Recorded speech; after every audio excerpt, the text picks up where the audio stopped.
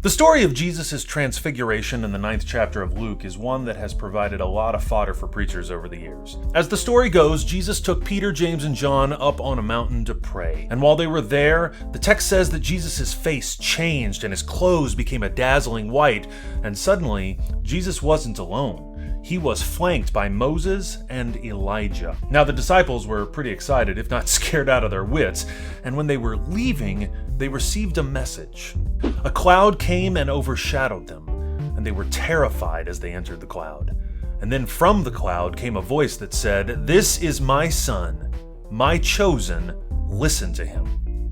When the voice had spoken, Jesus was found alone, and they kept silent, and in those days told no one any of the things that they had seen.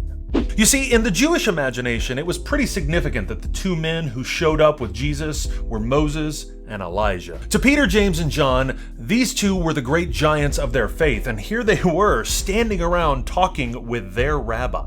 But it wasn't just that they were the great giants of the faith. It was what they represented about the faith that was so important. You see, to them, Moses represented the Torah, the law, the way that God had chosen to be with the people ever since they returned from exile. And Elijah was the embodiment of the prophetic tradition that rounded out their religious experience. The closest analogy I have to explain how significant this moment would have been for the disciples would be to ask you to imagine your high school social studies teacher all of a sudden hanging out with Thomas Jefferson and Dr. Martin Luther King. That's a pretty big deal, right?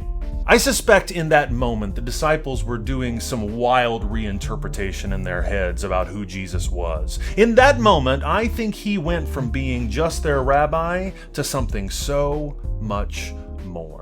Over the weekend, a couple of pastors, one of them being Mihi Kimcourt, a Presbyterian minister serving the U-Kirk at Indiana University, started a Twitter trending topic called Real Clergy Bios, where pastory types were invited to strip away the glossy and shiny face we often portray to our congregations and to the world. These bios were funny and sad and inspirational and full of hope, but most of the time they just hit a little too close to home. Called to preach and live the gospel.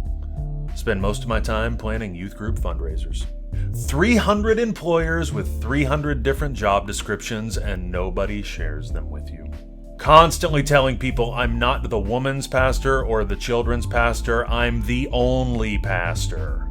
What you mostly find if you read through these tweets, and I'll put a link down below, is that it's damn hard to be a pastor because nobody simply lets you be yourself. I have to think that Jesus felt that kind of pressure.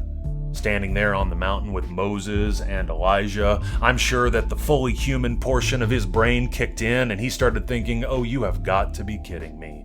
How am I supposed to live up to this? In fact, I think that the most significant portion of the text from Luke comes after the voice of God speaks, and we read that Jesus was found alone. No Moses, no Elijah, just Jesus. Just their rabbi, just Jesus.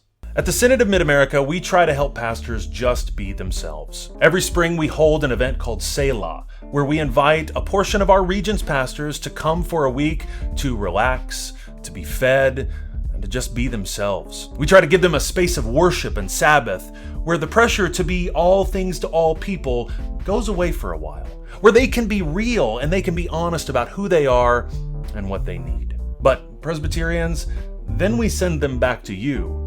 And with you is where they really need to be supported. Friends, you have some amazing women and men in your pulpits with some incredible dreams and incredible ideas.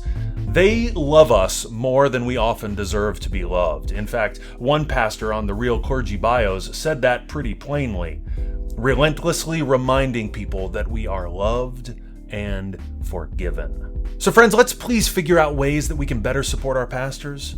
Ways that we can allow them to actually be the people that God has made them to be. To quote the voice in the cloud, these are God's children. Listen to them.